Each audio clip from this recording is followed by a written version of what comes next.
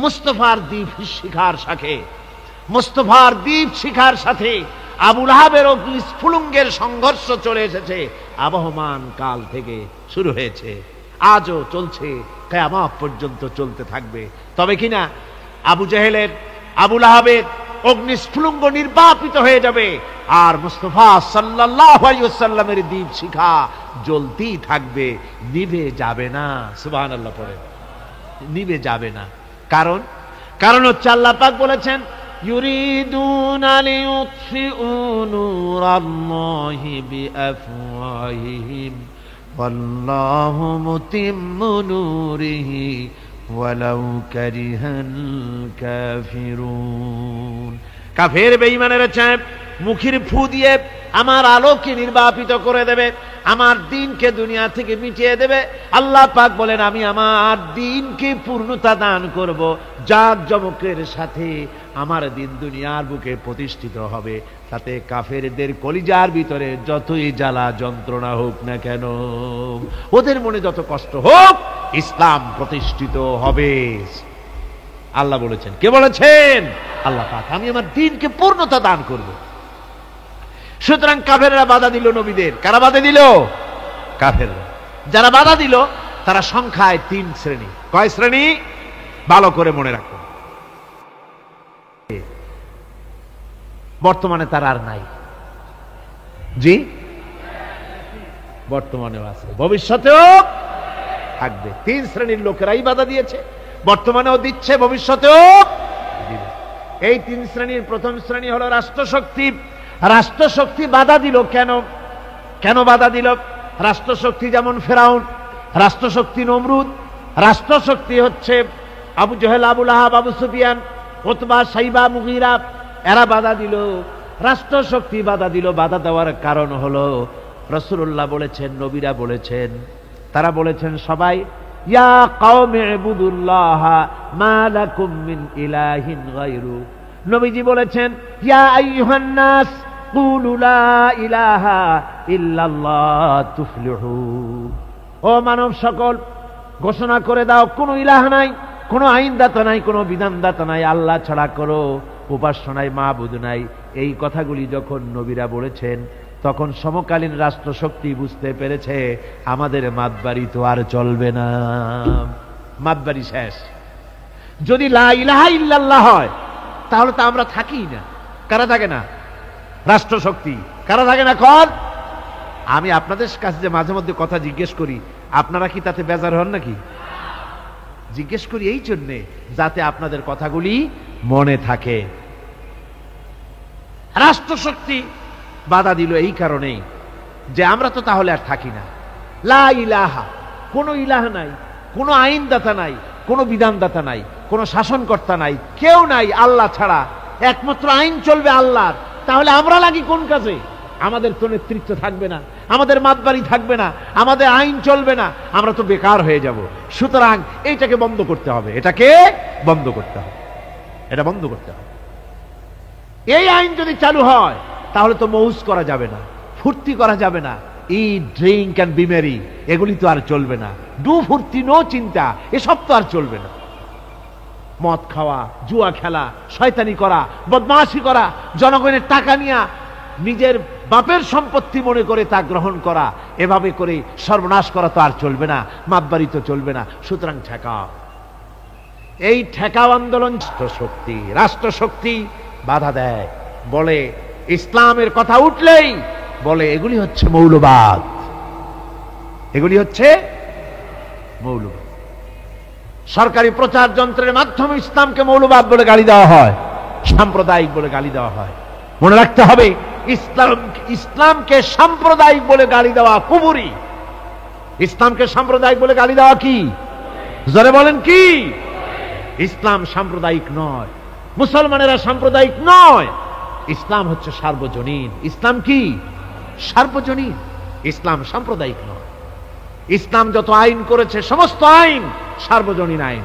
যেমন সুদ, মনে রাখুন, সুদ যদি কোন দেশ আল্লাহর কোরআন অনুযায়ী হারাম ঘোষিত হয়, আল্লাহ তো হারাম করে দিয়েছেন, দেশে যদি সুদ মুক্ত ব্যাংকিং চালু হয় তাহলে উপকৃত হবে শুধু মুসলমান না সব জাতের মানুষ? সব জাতের মানুষ। সুদ দিয়ে মানুষ শোষিত হয়।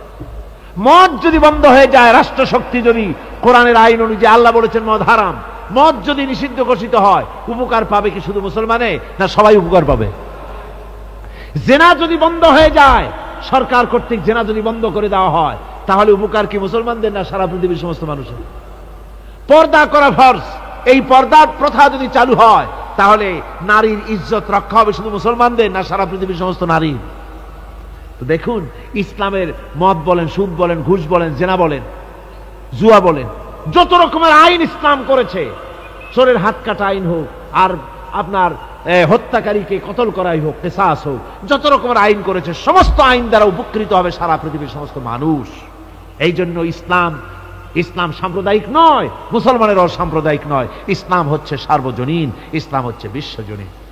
আজকে রাষ্ট্রশক্তি পয়লা নম্বরেই বাধা দেয়, তাদের ক্ষমতাকে টিকিয়ে রাখার জন্য, ক্ষমতাকে কক্ষিগত করার জন্য হারাম ভাবে, অবৈধভাবে সরকারের জনগণের মালকে, সম্পদকে ভক্ষণ করার জন্য নিজেদের ফুর্তি, নিজেদের মনের চাহিদা, নিজেদের নাফস এবং প্রবৃত্তি অনুযায়ী চলার জন্য তারা এই নিজেদের ক্ষমতাকে টিকিয়ে রাখার জন্য ইসলামকে চিরকাল তারা বাধা দিয়ে এসছে। 2 নম্বরে বাধা দিয়েছে যারা, সেটা হচ্ছে কি?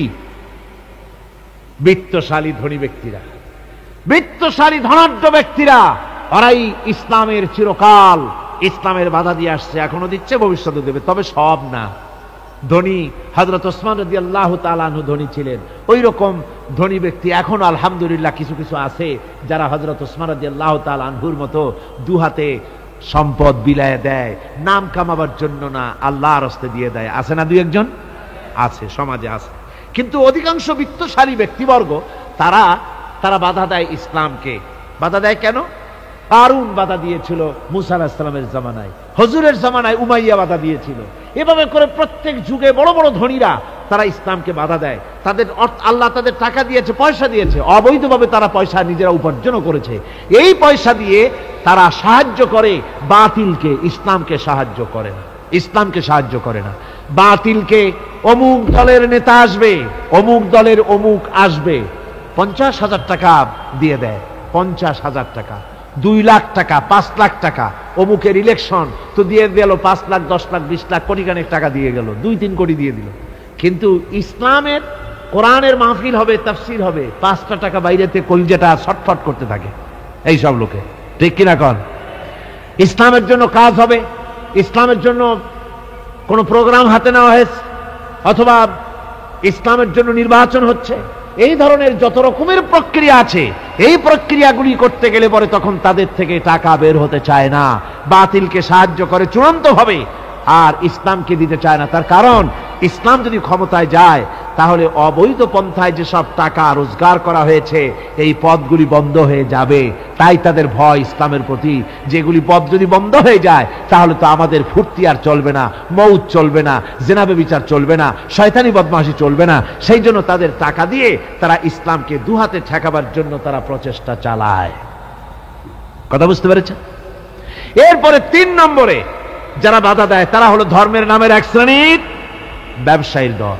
ধর্মের নামের এক শ্রেণীর ব্যবসায়ী দল, এরা হচ্ছে, আল্লাহ রাব্বুল আলামিন কোরআনে কারীমের মধ্যে বলেছেন, ইয়া আইয়ুহাল্লাযীনা আমানু ইন্না কাসীরাম মিনাল আহবারি ওয়ার রুহবানি লায়াকুলুনা আমওয়ালান নাসি বিল বাতিল ওয়া ইয়াসুদ্দুনা আন সাবিলিল্লাহ। আল্লাহ রাব্বুল আলামিন বলেন, বিশ্বাসীরা শোনো, আর এক দল লোক হচ্ছে যারা আহলে কিতাবের এক শ্রেণীর পীর দরবেশ আলেম জাতীয় এক শ্রেণীর লোক, যারা নাকি আহবার এবং রহবান, কোরআনের পরিভাষায় বলা হয়েছে এদের কাজ হলো মানুষের মালকে, সম্পদকে বাতিল পন্থায় ভক্ষণ করা। নিজেদেরকে জনগণের সামনে এভাবে পেশ করে যে তারাই যেন বেহেশতের এজেন্ট, তাদেরকে খুশি করতে পারলেই আল্লাহ খুশি হয়ে যাবে। এই জাতীয় একটা ভাব দ্বারা তারা মানুষের সামনে নিজেকে পেশ করে থাকে, আর ধর্মের বিভিন্ন অনুভূতি দিয়ে মানুষের কাছ থেকে টাকা পয়সা শোষণ করে নেওয়ার পথ চালু করে দেয়, সহজে ভেস্তে যাওয়ার পথ চালু করে দেয়। এ ধরনের অনেক বেদাত বিদাতপূর্ণ কাজ তারা করে, আর বিদাত আর শিরকের মাধ্যমে ধর্মীয় অনুভূতি দিয়ে মানুষের কাছ থেকে টাকা পয়সা লুট করে নেওয়ার জন্য চেষ্টা করে।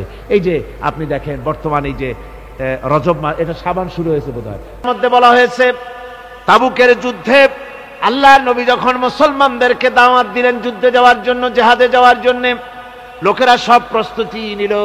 মুনাফিকরা তখন গিয়ে রাসূলের কাছে আরজ করলেন। মুনাফিকরা বলল, হে আল্লাহর নবী, আমার কোমরে ব্যথা, কেউ বলল আমার মাথায় যন্ত্রণা, কেউ বলল আমার মেয়ের বিবাহ, কেউ বলল আমার ফসল পেকেছে এই সময় যেতে পারবো না।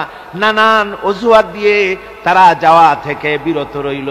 আল্লাহ রাব্বুল আলামিন এদের চরিত্র সম্পর্কে কোরআনে কারীমের মধ্যে বলে দিলেন, লাউ কানা আরাদান করিবান ওয়া সাফারান কাসিদান লাত্তাবাউ ওয়ালাকিন বাউদাত আলাইহিমুশ শুক্কা।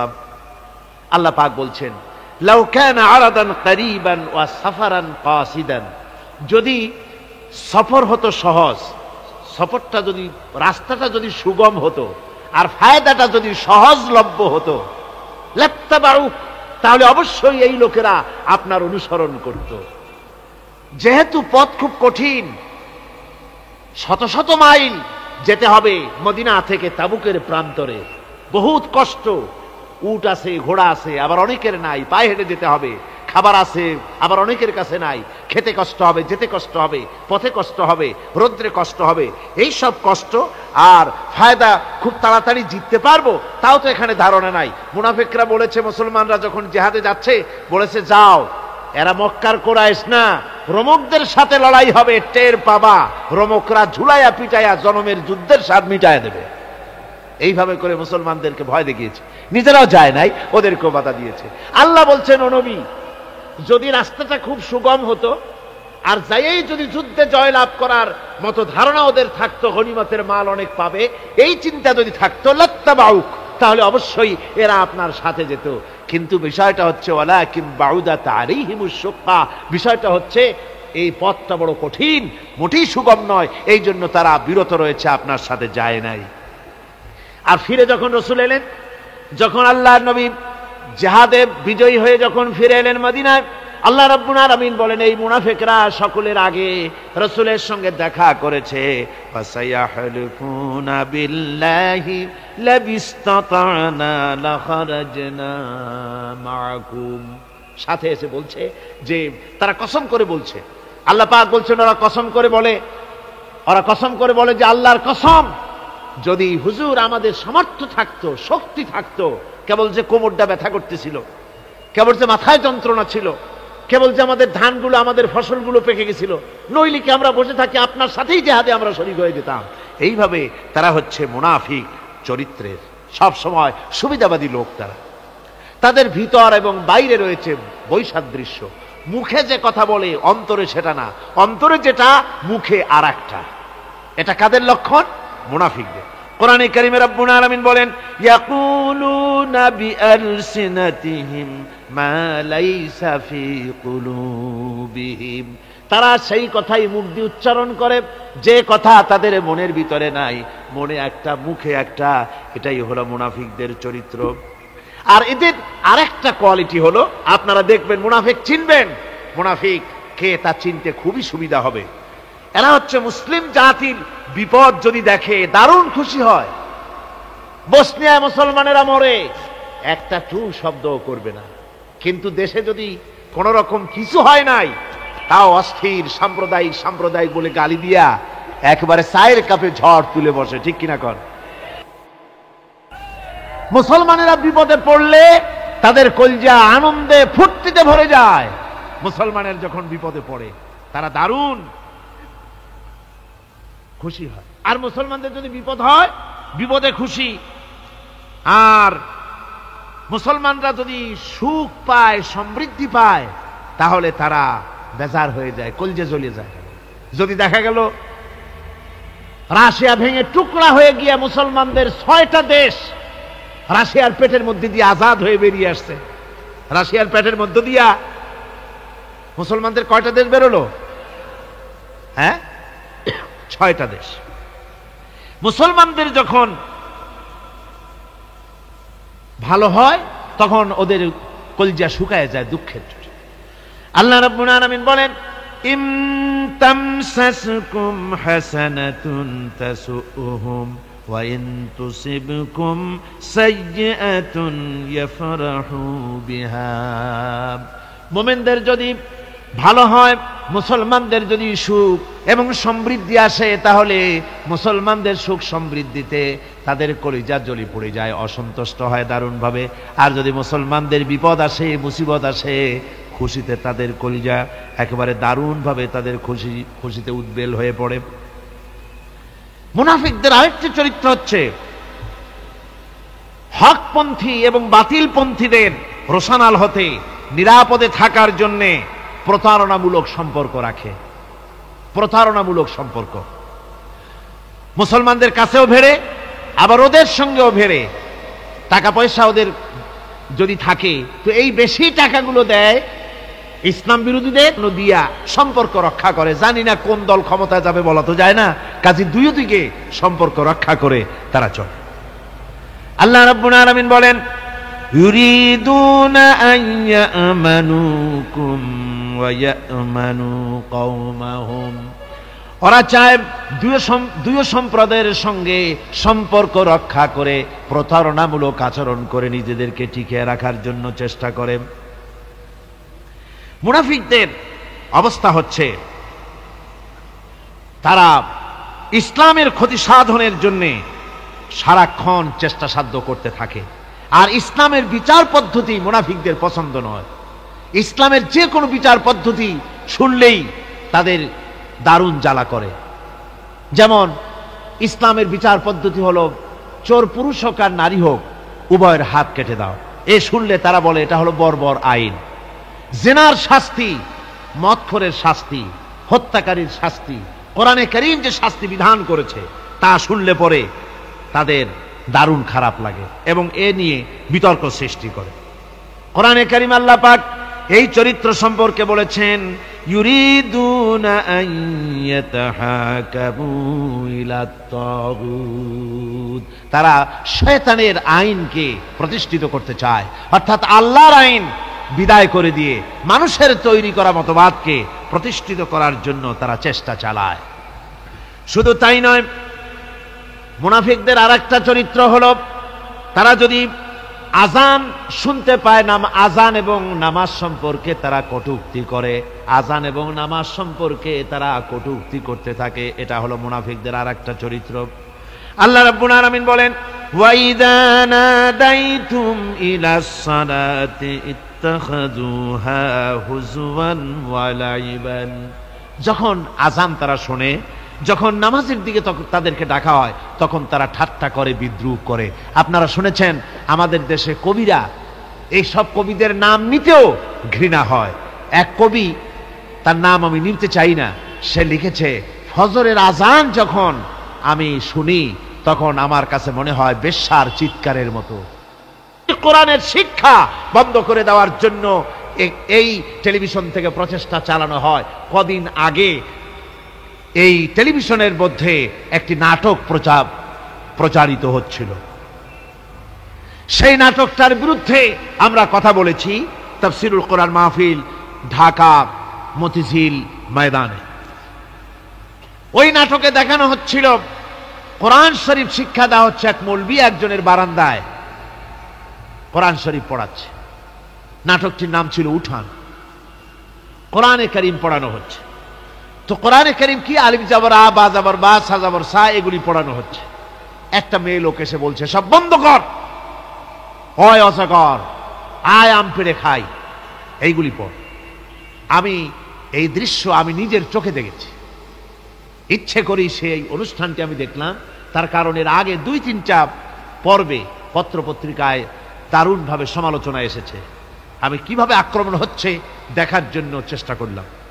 আমি দেখে তারপরে দেখলাম টুপির উপর আক্রমণ করা হলো, জামার উপরে আক্রমণ করা হলো। আমি আমার মাহফিলে বললাম যে ছেলেরা যদি এ বি সি ডি পড়তে থাকতো, আর নায়িকা এসে যদি বলতে সব বন্ধ কর, অ ক খ পড়, এটার একটা জাস্টিফিকেশন ছিল যেহেতু এটা বাংলাদেশ। কিন্তু ছেলে পড়তেছে আলিফ জাবর আ, বা জাবর বা, আর এসব বন্ধ কর, তার অর্থ কি? বাংলাদেশ থেকে কোরআনে কারীমকে বন্ধ করে দেওয়ার জন্য মুনাফিকেরা টেলিভিশনের মাধ্যমে আপ্রাণ চেষ্টা চালায় যেতেছে।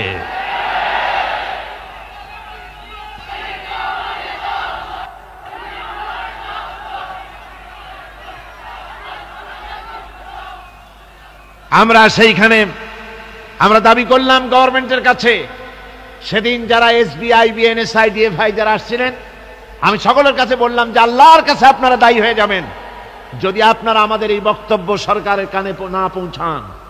কোরআনে কারীম বন্ধ করার ষড়যন্ত্র, মুসলমানদেরকে গাল দেওয়া, আর মুসলমানদের উপরে কলকাতার প্রভুত্ব প্রতিষ্ঠার জন্য এই নাটক লেখা হয়েছে, এটা যদি বন্ধ করা না হয় মুসলমানেরা টিভি ভবন ঘেরাও করবে।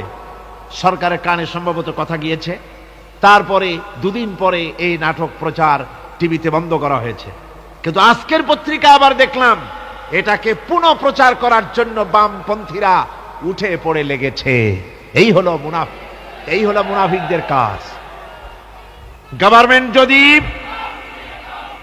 তথ্য মন্ত্রণালয় যদি এই নাটককে আবার পারমিশন দেয়, তাহলে আমরা বুঝতে বাধ্য হব সরকারকে মুনাফিকি রোগে পেয়েছে। কোরআনে কারীমের কথা অনুযায়ী আমরা বুঝতে পারবো সরকারকে কোন রোগে পাইছে, মুনাফিকি রোগে পেয়েছে। তার কারণ হচ্ছে মুনাফিকরা সব সময় চায় আল্লাহর দ্বীন যাতে দুনিয়া থেকে মিটে যায়, সেজন্য নাটকের মাধ্যমে, গানের মাধ্যমে, প্রচারের মাধ্যমে, পত্রিকার মাধ্যমে অহরহ ইসলামের বিরুদ্ধে সমালোচনা করা, এটাই হলো তাদের কাজ। টুপির বিরুদ্ধে, জামার বিরুদ্ধে, নামাজের বিরুদ্ধে, মসজিদের বিরুদ্ধে তারা এরকম করতে থাকে। পাপের কাজ যদি দেখে তড়িৎ গতিতে ওরা ঝাঁপিয়ে পড়ে। কোরআনে কারীমে রব্বুল আলামিন বলেন, ওয়াতারা কাসীরাম মিনহুম ইউসারিউনা ফিল ইসমি ওয়াল উদওয়ান। মুনাফিকদের চরিত্র এটাও যে তারা যখনই সুযোগ পায় তখনই খারাপ কাজের দিকে, মন্দ কাজের দিকে ঝাঁপায় পড়ে এবং মানুষদেরকে মন্দের দিকে, গুনাহের দিকে, জুলুমের দিকে, অত্যাচারের দিকে তড়িৎ গতিতে তারা ঝাঁপায় পড়ে। এটা হলো তাদের কাজ। মুনাফিকদের আরেকটা চরিত্র হচ্ছে তারা যদি নামাজ পড়তে দাঁড়ায়, নামাজ তারা পড়ে মানুষকে দেখাবার জন্য, আল্লাহকে খুশি করার জন্য মুনাফিকরা নামাজ পড়ে না। কোরআনে কারীমে বলা হচ্ছে, ওয়াইদা কামু ইলাস সালাতি কামু কুসালা ইউরাউনান নাস। মুনাফিকদের চরিত্র হচ্ছে তারা নামাজে যায় না, যদি যায় তাহলে নামাজের মধ্যে দাঁড়ায় কাহিনী এবং চুস্তি অবস্থায়, নামাজের মধ্যে দাঁড়ায় ইদিক উদিক তাকায়, টুপিটা ঠিক করে, জামাটায় টান দেয়, বগলে চুলকায়, তারপরে নামাজের মধ্যে ইমামকে সতর্ক করে। ইমাম যদি তাশাহুদ পড়তে দেরি করে, ওর নিজের পড়া আগে হয়ে গেছে, ইমাম একটু দেরি করতেছে, তো পিছন থেকে সিগন্যাল মারে।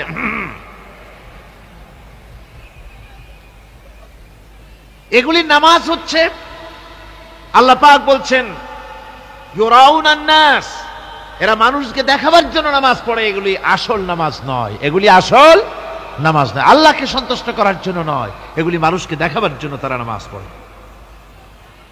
আমার ভাইরা, ইসলামের চরিত্রগুলি, কাজগুলি তারা করতে চায় না।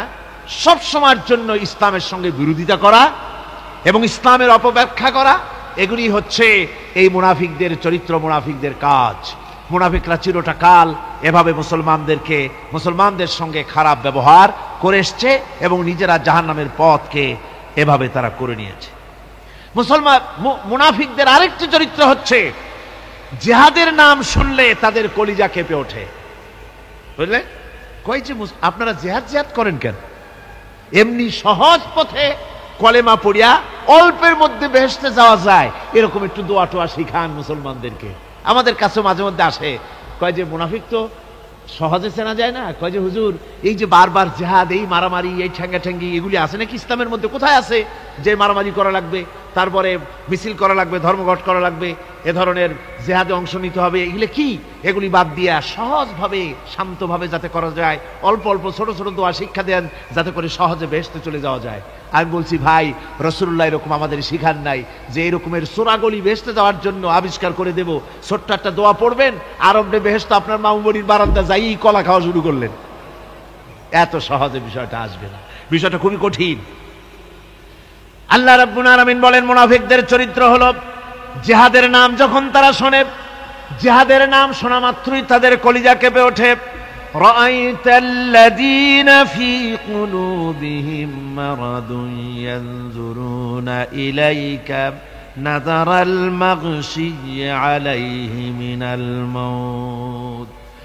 যখনই তাদের অন্তঃকরণ নেফাকের রোগে ভরা, নেফাকের রোগ তাদের কেমন ভাবে পেয়ে বসেছে যে ওরা এমন ভাবে তাকায় থাকে আপনার দিকে, রাসূলুল্লাহর দিকে এমন ভাবে তারা তাকায় থাকে যে জিহাদের কোনো কথা বলে ফেলে নাকি। জিহাদের কথা যদি আসে তাহলে তো সর্বনাশ, ওদের মৃত্যু যন্ত্রণার মতো, মৃত্যুর জ্বালায় পতিত ব্যক্তি যেমন চোখ ফ্যাকাশে হয়ে যায়, জিহাদের কোনো কারবার বা যুদ্ধের কোনো দামাডোল বেজে উঠলেই এদের কলিজার মধ্যে কাঁপ সৃষ্টি হয়ে যায়, কলিজার মধ্যে কাঁপ সৃষ্টি হয়, জিহাদের তারা দারুণভাবে ভয় পায়। মোমেনদের উল্টা, মোমেনদের হলো জিহাদের নাম শুনতে তাদের কলিজার মধ্যে ফুর্তি আসে। তার কারণ হচ্ছে জিহাদের ময়দান হচ্ছে এমন এক ময়দান, আল জান্নাতু তাহতা দিলালিস সায়ুফ, বেহেশত হচ্ছে তরবারির ছায়াতলে। এই রাস্তায় যদি মরতে পারি, জীবনে তো বহুত গুনাহ করছি, বেহেশতে যেতে পারবো কিনা আল্লাহই জানে, কিন্তু এই একটা পথ, এইখানে যদি জানটা দিতে পারি বিনা হিসাবে আল্লাহর জান্নাতে চলে যেতে পারবো। আর শাহাদাতের মত হচ্ছে পিঁপড়ায় কাটার যন্ত্রণার চাইতে বেশি কিছু না। মোমেনদের দিলের জন্য খুশি হয়, আর ওদের দিল দারুণ কষ্ট তারা পেতে থাকে। এদের অবস্থা হচ্ছে যেখানে দ্বীনের কথা হয় সেখানে তারা চুপ করে বসে কথা শোনে, আর যখন দ্বীন ইসলামী আন্দোলনের কথা আসে, জিহাদের কথা আসে, তখন তারা খুব ভয় পায়া এদিক ওদিক তাকায়। কোরআনে কারিমে ওদের এই চরিত্র সম্পর্কে বলা হয়েছে, ওয়াইযা মা উনজিলাত সূরাতুন নাযারা বা'দাহুম ইলা বা'দিন হাল ইয়ারাকুম মিন আহাদিন সুম্মা ইনসারাফু।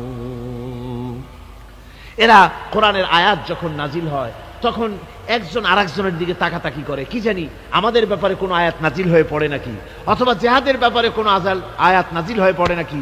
কেউ দেখে নাকি এই সব এদিক ওদিক তাকাই আসতে এই জায়গা থেকে কেটে পড়ে, যে আমাদের চরিত্রই তো বর্ণনা করা হচ্ছে, কাজী এখন আর বসা ঠিক না, আস্তে করে কেটে পড়ার জন্য চেষ্টা করে। এটা হলো মুনাফিকদের আর একটা চরিত্র। এরা এইভাবে করে নিজেদের চরিত্রকে প্রকাশ করে ধরা পড়ে, এবং ইসলামের সবচাইতে মারাত্মক ক্ষতি এই মুনাফিকরা চিরকাল করেছে। আল্লাহ রাব্বুল আলামিন বলেন মুনাফিকদের ব্যাপারে, মুসলমানদের বিপদ হলে তারা দারুণভাবে খুশি হয়, আর মুনাফিকদের চরিত্র হলো মুসলমানদের উপকার হলে, ভালো হলে তারা দারুণভাবে অসন্তুষ্ট হয়ে যায়। যখন আর আল্লাহ মুমিনদেরকে সান্ত্বনা দেন, মুমিনদেরকে আল্লাহ পাক সান্ত্বনা দিচ্ছেন মুনাফিকদের ব্যাপারে, কুল লা ইউসিবানা ইল্লা মা কাতাবাল্লাহু লানা ওয়া মাওলানা ওয়া আলাল্লাহি ফালিয়াতাওয়াক্কালিল মুমিনুন। মুনাফিকদের শোনায় দাও, মুমিনদেরকে বলা হচ্ছে তোমরা মুনাফিকদের শোনাও যে তোমরা যে আমাদের ব্যাপারে খুশি হচ্ছ, যে আমাদের বিপদ দেখে, আমাদের চতুর্দিক থেকে বিপদ, মুসলমানদের আর চতুর্দিক থেকে কি বিপদ, এই বিপদ দেখে তোমরা দারুণ খুশি যে মুসলমানেরা এইবার মার খাচ্ছে, ইসলামী আন্দোলন আর কোমর সোজা করে দাঁড়াতে পারবে না, এইবার শেষ, বুদ্ধি করিয়া যে ষড়যন্ত্রের জালে আটকায় দিছি আর মুক্তি হবে না। এই যে তারা খুশি। আল্লাহ রাব্বুল আলামিন বলেন মুমিনেরা তোমাদের ঘাবড়াবার কোনো কারণ নাই, তোমরা বলে দাও কুল লা ইউসিবানা ইল্লা মা কাতাবাল্লাহু লানা, তোমরা শোনায় দাও যে আমাদের কিছুই হয় না, আমাদের শুধু তাই হয় যে আল্লাহ রাব্বুল আলামিন আমাদের জন্য লিখে রেখেছেন, আমাদের তাকদীরে যেটা আছে ওটাই হবে, এর থেকে বেশি কিছুই হবে না। তিনি আমাদের মাওলা, তিনি আমাদের মনিব, তিনি আমাদের প্রভু। আর সমস্ত মুমিনদের উচিত সে আল্লাহর উপরই নির্ভর করা। তবে তোমরা জেনে রাখো, তোমরা আমাদের জন্য যে জিনিসের অপেক্ষা করছো, কুল হাল তারাব্বাসুনা বিনা ইল্লা ইহদাইল হুসনাইন, তোমরা আমাদের জন্য যে জিনিসের অপেক্ষা করতেছো, আল্লাহ বলছেন মুমিনেরা তোমরা বলো, তোমরা মুনাফিকদের বলো যে আমাদের ব্যাপারে তোমরা যে জিনিসের অপেক্ষা করছো তার দুটি ভালোর একটি ছাড়া কি। অর্থাৎ তোমরা আমাদের জন্য অপেক্ষা করতেছো আমরা যেন মরে যাই, আমরা যেন শেকস্ত খাই। তো আমরা যদি পৃথিবীতে মরে যাই তাহলে তো আমরা শহীদ হয়ে গেলাম, আর আমরা যদি বেঁচে থাকলাম তো আমরা তো গাজী হয়ে গেলাম। আমাদের ওই যে হাতি মরার মতো আর বাঁচার মতো, হাতি মরলেও লাখ টাকা, বাঁচলেও লাখ টাকা। আমরা মরলে গাজী, বাঁচলে কি শহীদ, কোন দিক দিয়ে আমাদের ঠগ নাই। সুতরাং তোমরা আমাদের জন্য যে জিনিস অপেক্ষা করো তার দুটো ভালোর একটি ছাড়া কি। আর আমরা তোমাদের ব্যাপারে, তোমরা যেমন আমাদের ব্যাপারে অপেক্ষা করতেছো, আমরাও তোমাদের ব্যাপারে আরেকটা জিনিসের অপেক্ষা করছি। ওয়া নাহনু নাতারাব্বাসু বিকুম আইয়ুসিবাকুমুল্লাহু বিআযাবিম মিন ইনদিহি আও বিআইদিনা, আমরাও তোমাদের জন্য অপেক্ষা করতেছি একটা জিনিসের। তোমরা আমাদের জন্য দুটি জিনিস অপেক্ষা করো, আমরাও তোমাদের জন্য দুটি জিনিস অপেক্ষা করছি। তা হচ্ছে তোমাদের শাস্তিটা আল্লাহ নিজে দিবেন না আমাদের হাত দিয়ে দেওয়াবেন, আমরা সেইটার অপেক্ষা করতেছি। ফাতারাব্বাসু ইন্না মাআকুম মুতারাব্বিসুন, সুতরাং তোমরা অপেক্ষা করতে থাকো, আমরা অপেক্ষা করতে থাকি।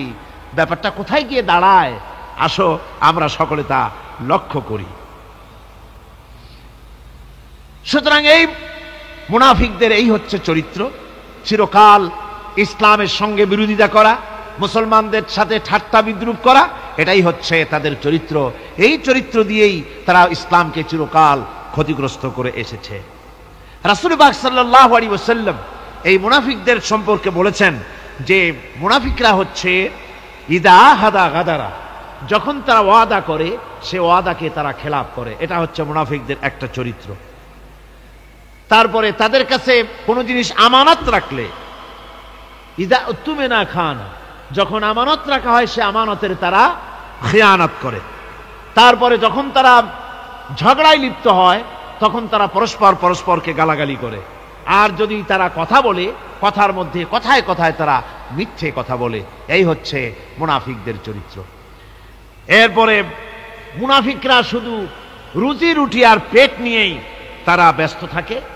মুনাফিকদের এই চরিত্র কোরআন এবং হাদিসে আল্লাহ রাব্বুল আলামিন স্পষ্ট করে মানুষের সামনে তুলে ধরেছেন, যাতে করে আমরা মুনাফিকি চরিত্র থেকে রক্ষা পেতে পারি।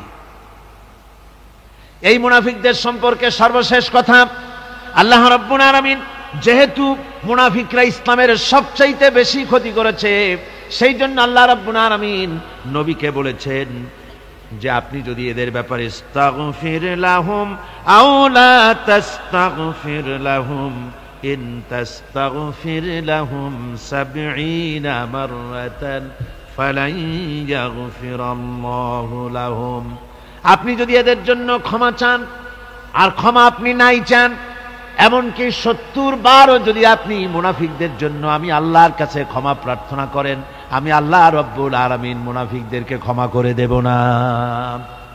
মুনাফিক হচ্ছে চরমভাবে ক্ষতিগ্রস্ত, দুনিয়াও ক্ষতিগ্রস্ত হবে, আখিরাতেও তারা ক্ষতিগ্রস্ত হবে।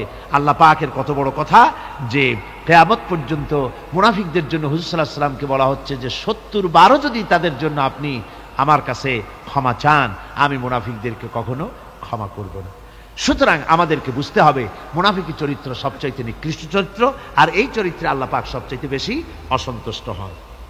আল্লাহ পাক তাই বলছেন, কাবুরা মাকতান ইনদাল্লাহি আন তাকুলু মা লা তাফআলুন, আল্লাহর কাছে সবচাইতে বেশি ক্রোধ উদ্রেককারী এই ব্যাপারটাই যে তোমরা যা বলো তা তোমরা করো না, এটা বড় মারাত্মক ব্যাপার, আল্লাহ এটাকে সহ্য করেন না।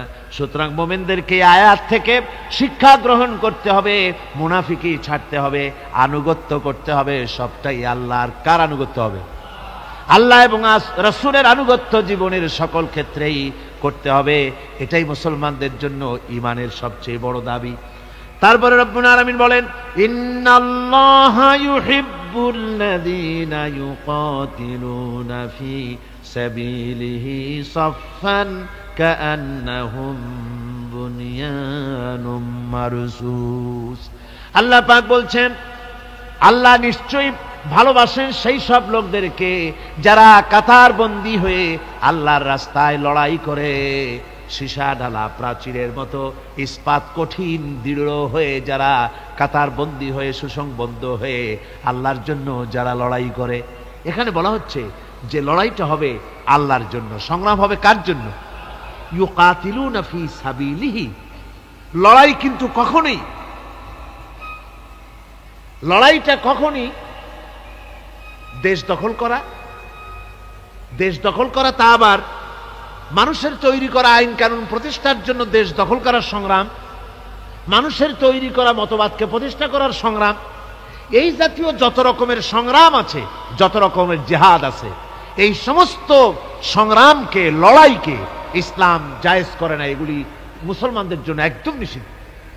মুসলমানরা লড়াই করবে কেবলমাত্র আল্লাহর রাস্তায়, ফি সাবিলিহি, জিহাদ ফি সাবিলিল্লাহ, ওয়া তুজাহিদুনা ফি সাবিলিল্লাহ। লড়াই হবে কার পথে? সবে চিল্লায় বলেন, লড়াই কার পথে? লড়াই কি? জিহাদ কি? জিহাদ এই নয় যে আপনি লাঠি ঠেঙ্গা নিয়ে তারপরে বাইর হবেন আর হিন্দু খ্রিস্টান যেখানে পাবেন সমানে মারিয়া শেষ করে ফেলাবেন। এর নাম জিহাদ নয়। জিহাদ হচ্ছে আল্লাহর রাস্তায় সংগ্রাম করা, লড়াই করা। সেই লড়াইটা কি? যে কোনো উদ্দেশ্যকে সফল করার জন্য প্রচেষ্টা চালানো, প্রাণান্তকর প্রচেষ্টা চালানো, ওই প্রচেষ্টার নামই হচ্ছে কি? জিহাদ। সুতরাং এই জিহাদটা হবে আল্লাহর রাস্তায়, সংগ্রাম হবে আল্লাহর রাস্তায়। কি উদ্দেশ্যে? দ্বীন প্রতিষ্ঠার উদ্দেশ্যে। কোরআনে কারীমে রব্বুল আলামিন বলেছেন, আল্লাযীনা আমানু ইউকাতিলুনা ফি সাবিলিল্লাহ। যারা নাকি ঈমানদার তারা লড়াই করে আমি আল্লাহর রাস্তায়, আমি আল্লাহর পথে তারা লড়াই করে, সংগ্রাম করে আমার দেওয়া জীবন ব্যবস্থা প্রতিষ্ঠার জন্য। ওয়াল্লাযীনা কাফারু ইউকাতিলুনা ফি সাবিলিত তাগুত। আর যারা নাকি কাফের, ভালো করে শোনেন, আল্লাহ পাক বলছেন যারা নাকি কাফের তারাই লড়াই করে মানুষের তৈরি করা তাগুতের পথে লড়াই করে, অর্থাৎ আল্লাহর দেওয়া রাসূলের দেওয়া বিধানকে বাদ দিয়ে মানুষের তৈরি করা, অন্যের তৈরি করা মতবাদ প্রতিষ্ঠার পিছনে সংগ্রাম করে। এখন আপনি দেখেন এই পৃথিবীতে সমাজতন্ত্র কার তৈরি? মানুষের। আল্লাহর না মানুষের? জোরে বলেন, এটা কার তৈরি? আল্লাহর না মানুষের? জাতীয়তাবাদ কার তৈরি? আল্লাহর না মানুষের? পুঁজিবাদ কার তৈরি? আল্লাহ না মানুষের? সমাজতন্ত্র কার তৈরি? আল্লাহ না মানুষের? ধর্মনিরপেক্ষতাবাদ কার তৈরি? আল্লাহ না মানুষের?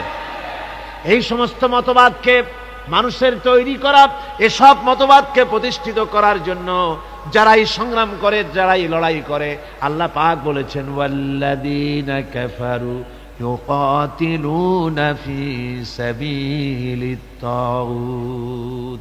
এরা হচ্ছে লড়াই করে তাগুতের পথে, শয়তানের পথে। কার পথ এগুলি? শয়তানের পথ। জোরে বলেন, এই পথগুলি কার? শয়তানের পথ। যারা মুমিন তারা লড়াই করবে আল্লাহর পথে। সুতরাং লড়াই হতে হবে সব সময় আল্লাহর পথে। আর সেই লড়াই বিচ্ছিন্নভাবে নয়, কাতারবন্দী হয়ে সুসংহত সাংগঠনিক প্রক্রিয়ায় সুশৃঙ্খলভাবে সাংগঠনিক ফয়সলা সিদ্ধান্তকে মেনে নিয়ে আমিরের হুকুমকে অনুসরণ করে ঐক্যবদ্ধভাবে যদি লড়াই হয়, সে লড়াইয়ে বিজয় আসবে আল্লাহর পক্ষ থেকে। বিচ্ছিন্নভাবে নয়, ঐক্যবদ্ধভাবে কাজ করতে হবে। এই আয়াতের মূলনীতির ভিত্তিতে রাসূল পাক সাল্লাল্লাহু আলাইহি ওয়াসাল্লামের নেতৃত্বাধীন এমন এক মহা সামরিক শক্তি গড়ে উঠেছিল, যার সামনে তদানীন্তন রোম পারস্য পদানত হয়েছিল। সুবহানাল্লাহ পড়ে। সুতরাং এমন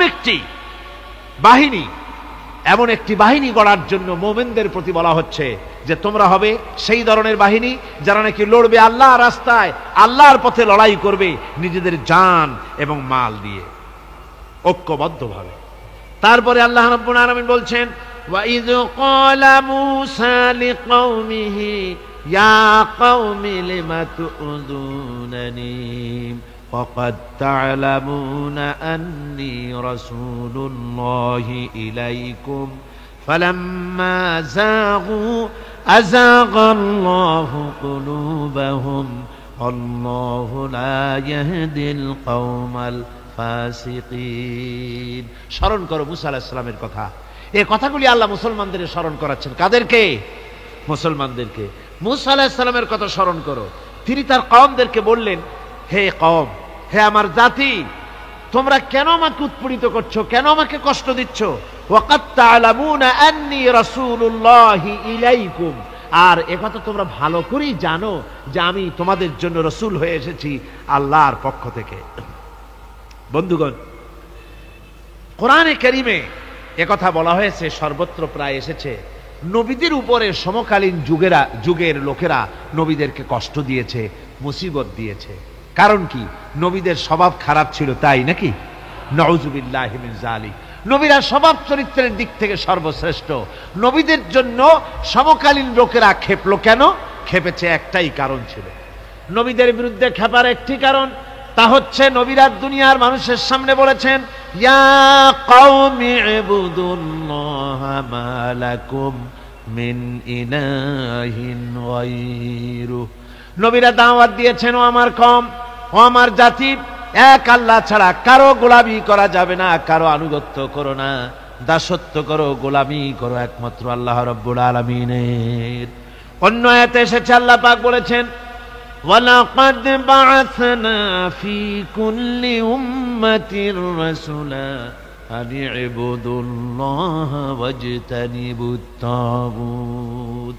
আমি এমন কোন জাতি নাই, এমন কোন দল নাই যাদের জন্য নবী প্রেরণ করি নাই।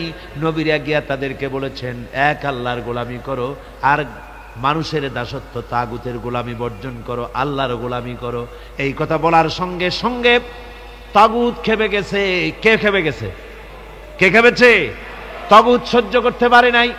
তাগুত বলা হয় সেই শক্তিকে যে শক্তি নিজে শুধু আল্লাহর আইন অমান্য করে বসে থাকে না, অন্যদেরকেও আল্লাহর আইন অমান্য করতে বাধ্য করে। ওরাই খেপে গেল। ওরা খেপে মার আরম্ভ করে দিল। হযরতে মুসা আলাইহিস সালাম মার খেয়েছেন।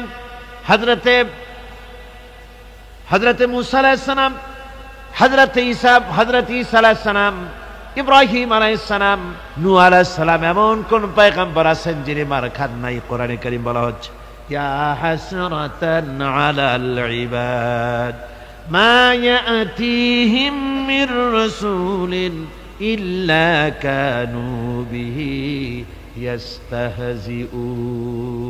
আফসোস বান্দার উপরে, এমন একজন রাসূলও পাঠাই নাই যার সঙ্গে সমকালীন যুগের লোকেরা ঠাট্টা করে নাই, বিদ্রুপ করে নাই, পাগল বলে নাই। এমন একজনও পাঠাই নাই।